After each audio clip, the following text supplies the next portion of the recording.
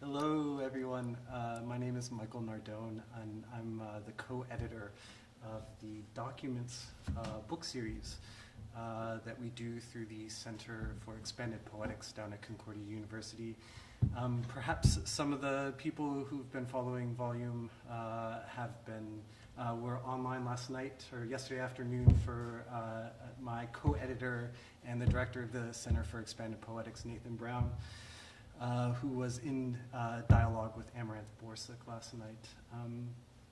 Just a quick overview of the series. We've been doing this project now for about 2 years, and it emerges out of an interesting problem that we wanted to, both Nathan and I wanted to address. Nathan was coming up against a number of really incredible Montreal writers who didn't quite have a venue for their works because they were in between poetry, literary genres of all kinds, theory, performance texts, and I was specifically interested in a few archival works or works that also just that were also in between different genres, and so we launched this project in 2018 and published our first 2 books. The first book is Devin Wangert's Dead Time.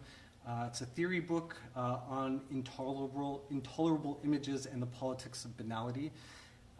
And the second book we did is with one of the really great poets of North America, M. Norbisi Philip, the Trinidadian poet and lawyer who has, in my opinion, done some of the most important work of writing and performance and theory over the last century. She's an incredible poet. She had a book of hers that she published in 1989 that had fallen out of distribution. It was no longer published and no longer circulated. Very difficult to get copies of this work, Looking for Livingston, An Odyssey of Silence.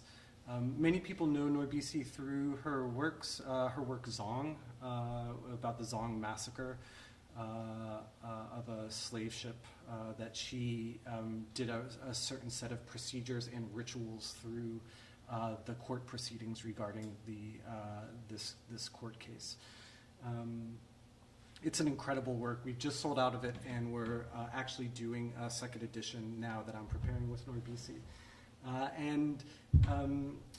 Recently, we've just published our 2 latest books. One is Nora Fulton's The Display, which is an incredible book of poetry, and I believe Ryan from Antiism is going to come on this afternoon and talk about this book in more detail, so I'll leave that for Ryan. And I'd like to introduce, I think, the book that's possibly in some of your windows here.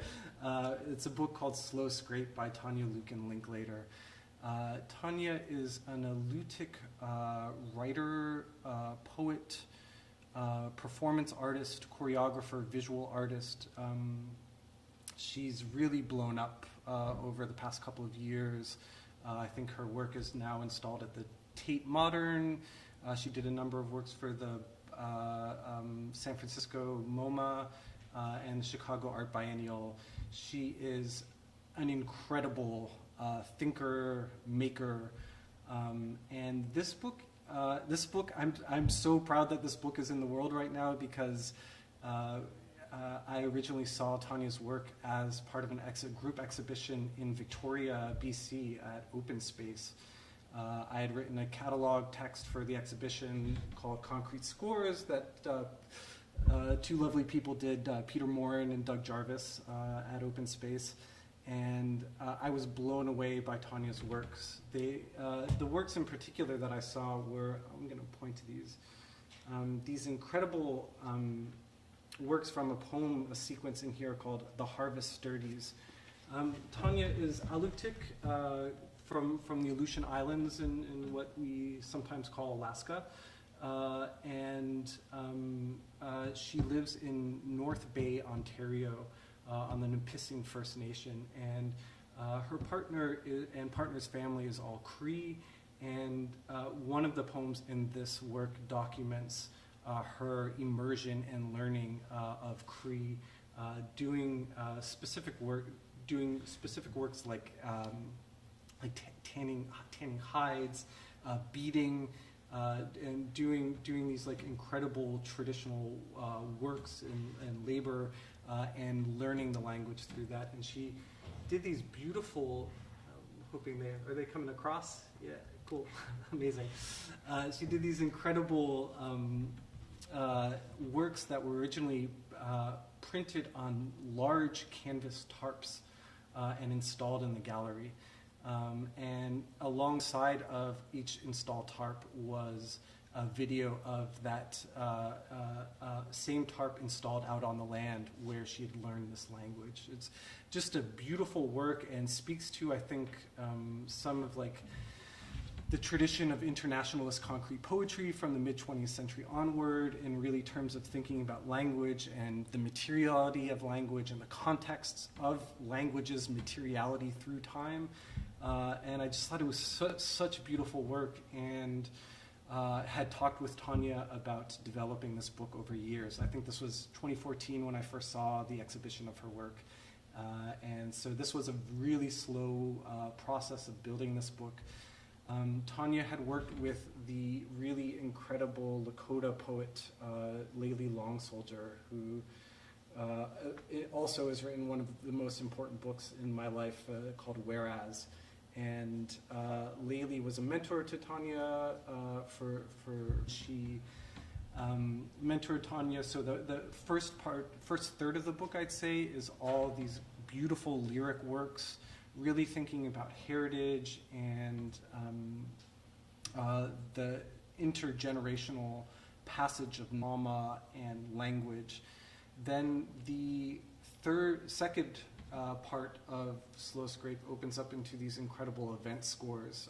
Tanya is really, her art practice in museums is very much engaged with thinking about performance, thinking about scores, choreography. She works with a lot of Montreal dancers, in fact, like Hanako Hashimi Kanes.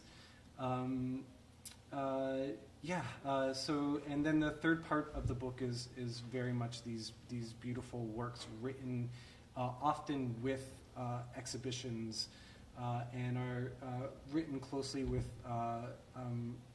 just like really important Indigenous theorists like Leanne Simpson and Eve Tuck, Dylan Robinson, like all of these incredible.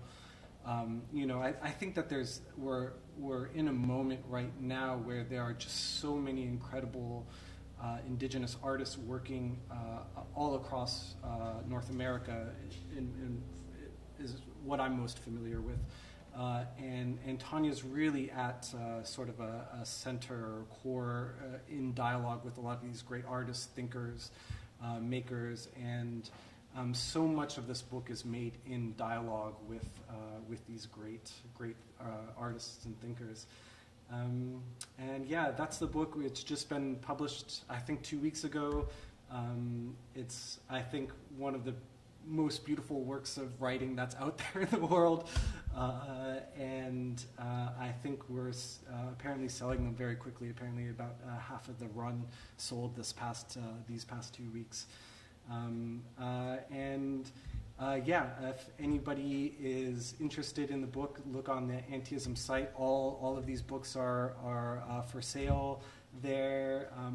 It's on our virtual fair too. And it's on the virtual fair too as well.